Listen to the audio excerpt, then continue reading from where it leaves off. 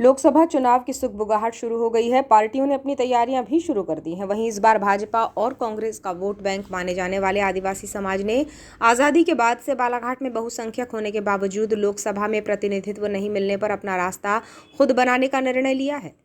वीरांगना रानी दुर्गावती भवन में 4 फरवरी को आयोजित सर्व आदिवासी समाज की बैठक में भले ही सामाजिक प्रतिनिधियों की उपस्थिति कम रही हो, लेकिन लोकसभा चुनाव में आदिवासी प्रतिनिधि को खड़ा करने का मन बैठक में मौजूद प्रतिनिधियों ने बना लिया है, जो भाजपा और कांग्रेस की चिंता बढ़ा सकता है।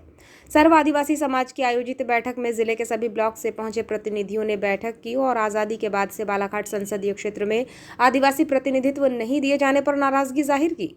बिरसा प्रतिनिधि हेमलाल धुर्वे ने कहा कि भाजपा और कांग्रेस ने हमेशा समाज को तोड़ने का काम किया है। जिले में आदिवासी बहुसंख्यक होने के बावजूद आदिवासियों को अब तक के हुए लोकसभा चुनाव में किसी भी राजनीतिक पार्टी ने मौका नहीं दिया, जिसके चलते सर्व आदिवासी समाज संगठन ने बैठक कर लोकसभा में समाज के ही प्रतिनिधि का चयन किए जाने का निर्णय लिया है। उन्होंने कहा कि कुछ विघ्न संतोषी लोगों ने 4 फरवरी को सर्व आदिवासी समाज की बैठक की जानकारी पर अन्यत्र जगह बैठक आहूत की है, जिसके कारण भले ही उपस्थिति कम हो, लेकिन हमारा निर्णय अटल है।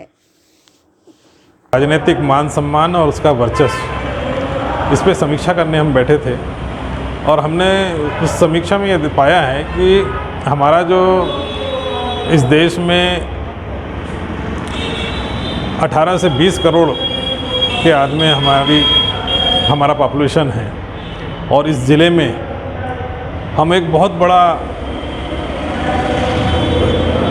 वोटर्स की संख्या बल में है, लेकिन फिर भी हमें यहाँ पे किसी प्रकार की कोई राजनीतिक कहना चाहिए महत्व दिया गया, क्योंकि हमारे जितनी भी पार्टियाँ जो आई, इन्होंने हमेशा हमारे वोटों का इस्तेमाल किया और कभी भी ये नहीं चाहा कि इतना बड़ा जो संख्या बल वाला समाज है, इस समाज को भी प्रतिनिधित्व करने के लिए अधिकार दिया जाए।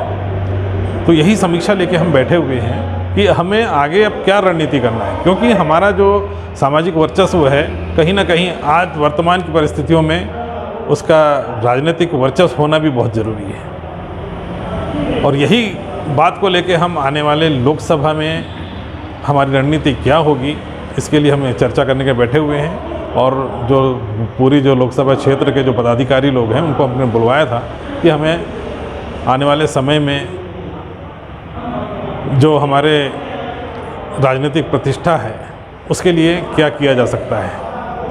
और किसी पार्टी से जाएंगे या नहीं? देखिए, पार्टियों ने इस आज़ादी के 75 वर्षों तक हमारे को सम्मान नहीं दिया, नहीं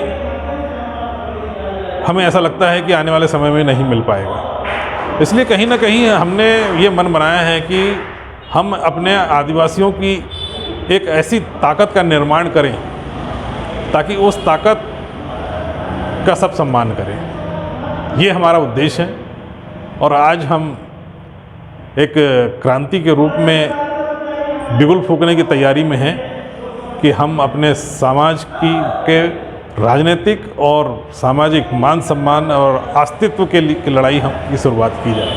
तो निर्दलीय आप लोग चुनाव, तो इसलिए हमने देखा है कि हम 7-7.5 लाख वोटर्स होने के बाद भी इस लोकसभा में हम अपना जो प्रतिनिधित्व है वो तैयार नहीं कर पा रहे हैं। तो इस बात को चिंतन में रखते हुए हम पार्टी की ओर नहीं जाना चाहेंगे। हम सोच रहे हैं कि हम अपना खुद का वर्चस्व पैदा करने के लिए हमारे साथ में जितने भी कमज़ोर समाज हैं उन समाज को लेकर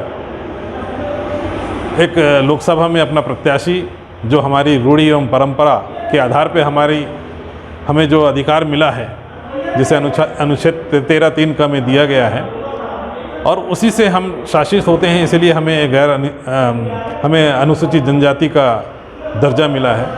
तो उस आधार पे ये महापंचायत का नाम इसीलिए हमने दिया है कि एक ऐसी व्यवस्था फिर से बनाई जाए कि हमारा पूरा समाज बैठकर एक प्रत्याशी को आम सहमति से चुने, उसे हम समाज में इलेक्टेड ना करें, केवल सिलेक्ट करें।